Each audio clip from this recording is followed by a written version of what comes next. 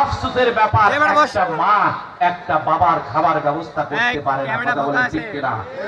এর চাইতে কুলাঙ্গা সন্তান হতে পারে যে সন্তান মা বাবার খাবার ব্যবস্থা করতে পারে না বৃদ্ধা বয়সে। সম্মানিত ভাই আমার, আল্লাহ রাব্বুল আলামিন শুধু তাই নয়, যেই ব্যক্তি মা বাবার সাথে খারাপ ব্যবহার করবে আল্লাহ পাক তার ভাগ্যে নসিবে 4টা জিনিস দিবে, খারাপ জিনিস দিবে। এক হলো মৃত্যুর পূর্বে কালেমা নসিব হবে না। এই যুবক, যারা মা বাবার সঙ্গে খারাপ ব্যবহার করবে মৃত্যুর পূর্বে কালেমা নসিব হবে না, বলি নাউজুবিল্লাহ।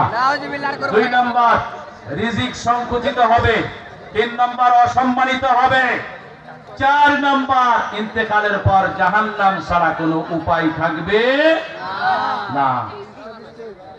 আলোচনা করতে গিয়ে বলে থাকি, সূর্যের তাপ আর মা বাবার চাপ সহ্য করুন।